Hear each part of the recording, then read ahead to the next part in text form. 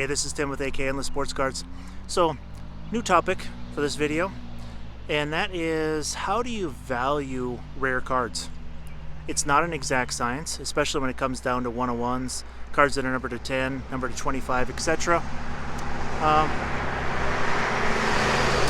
Even in some cases, cards that are numbered to 99 that you just don't see very often, especially if time has passed. Because one thing you got to think about with these rare cards is that some of them could still be sitting in wax and have never been pulled and may not be pulled for longer periods of time because the wax has gone up so much in value. So that's something to consider too.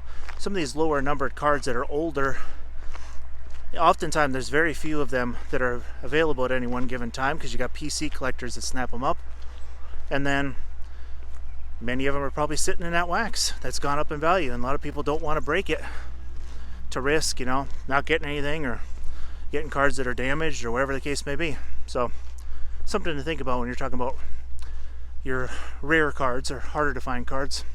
So let's get right to the gist of this video. Alright, so first point. When it comes to pricing rare cards, there's always some sort of a comp.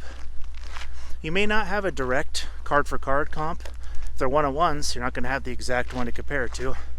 You could argue that you would with printing plates, because usually there's 4 different colors, but other 101s, base 101s, rookie 101s, you don't have anything to compare it to directly. However, you can make comparisons on low numbered cards, 101s, number to 5, number to 10, from one brand to another. So that's something to consider. So your prices or values of low numbered cards are going to vary pretty significantly based on the brand. So what does that mean? That means, like, for example, that if you have a rookie Prism Gold numbered to 10, that's probably one of your top valued cards in that entire product. If you want to compare that to something else as far as a number to 10 rookie, you probably wouldn't want to compare it to like a Chronicles rookie number to 10, because that Prism Gold is a flagship type of brand. It's super popular. That's going to be one of your most valuable ones. So that's not going to be a great comp. So it gets a little bit tricky when you're trying to value those types of cards. Now, if you got a Prism Gold number to 10 and one sells, was it an auction? Was it a buy it now? If one sells at a buy it now, maybe that seller put it on there way too cheap. It's really hard to tell. So I've got an example of the values and a story about values. So oftentimes it depends a lot upon the player too. So in a previous video, I'm a Denard Robinson collector. Well, one time there was a Denard Robinson 1 of 1. It was a triple threads of some sort. There's a bunch of variations. There's a bunch of 101s and triple threads from that year. But anyways, there was a 101, and the seller wanted like $100. I offered 40, and the seller got super offended and sent this just ridiculous over-the-top message. I didn't flag it. I'm really surprised that eBay didn't automatically flag it. Maybe they did, I don't know. I didn't hear from them after that again. But anyways, so needless to say, I didn't get the card. Well, it wasn't but like a year later or so, I saw the card actually come up for auction through a different seller, so it must have sold it to somebody else and then they sold it. And I think I paid $25 or $30 for it. So ultimately, I got the last laugh on that one, so to speak, because patience paid. My point is, though, it's really hard to comp these things, but that's a start, comparing from one brand to another, and that's where I came up with my $40 offer for that card, which was kind of my point of that story is, I looked at other 101s of Denard Robinson at that time, and I actually offered a little bit more than a lot of them had been selling for, especially more than like the plates and stuff like that. So I had a pretty good idea. That's what it was worth to me. And eventually it was worth even less because I got it for cheaper. So it ended up working out. Okay, now, second point. Knowing a player's market. It's kind of a good segue when you're talking about Denard Robinson. I have, in my opinion at least, one of the better Denard Robinson collections out there because I have a lot of the nice one-of-ones. I got the Contenders Cracked Ice cards. I got the PMGs. If you missed that video from earlier this year, I did make a video on college versus pro cards. You can see a lot of those Denard Robinsons there. I got a lot of nice ones. A lot of high-end Denard Robinson cards. So, I know the Denard Robinson market. Like, I'm very familiar with it. I've been collecting them for years. And so, I'm going to go ahead and turn around here. I have a really good idea of what these cards are worth. So I don't get stressed out when I see rare examples of the cards because I got a good idea of what they're worth. Sometimes the sellers don't want to sell them, and that's okay.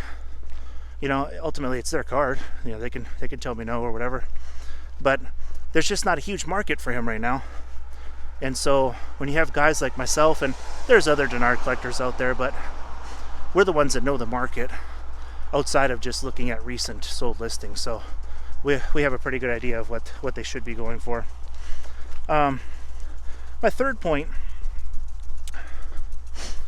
if you don't have a lot of data, or if you're not confident in the data when comparing brands, if you don't really know the market well enough of that player, you can do player-to-player comps and establish some sort of a ratio when you're trying to decide values of these rare cards. So I looked up an example, and I've got one for you that fits pretty good, I think. So I like Revolution as a brand, and I'm a fan of Trae Young and Luka. So I looked up the Revolution Emerald. It's numbered to 88. The Luka Doncic PSA 10, the most recent that I saw, sold for about $600. The Trae Young in a PSA 10 sold for about $150. So that's like a 4-to-1 ratio. So if I was trying to comp out, you know, their cards, a rare card of them, maybe I look at 4-to-1. It would depend on the brand. And I understand that that's not an exact formula. Like I said, this is an inexact science. And those prices are going to vary by card. But that's just one example of how sometimes I'll look at ratios within brands, especially if there's multiple subsets and you're trying to compare numbered cards. It's an idea. Again, I know it's not something that, you know, that I even do all the time, but it's something to consider, establishing a ratio amongst players if you're having a hard time coming to a price. Just something to think about. That was an example that I saw recently. You know, ultimately, if you're a seller and you want to determine the value of a rare card, you can always go the eBay route, set it on a 7-day auction, 99 cents, no reserve, and let it ride. That could end really well, or it could end really poorly, or somewhere in between. It's hard to say. But you know how that old saying goes, that, you know, things are worth what people are willing to pay for it. And that's one way to determine a value. A lot of people don't want to do that because there is a risk of a card selling for significantly less than you expected it to. That there is a risk.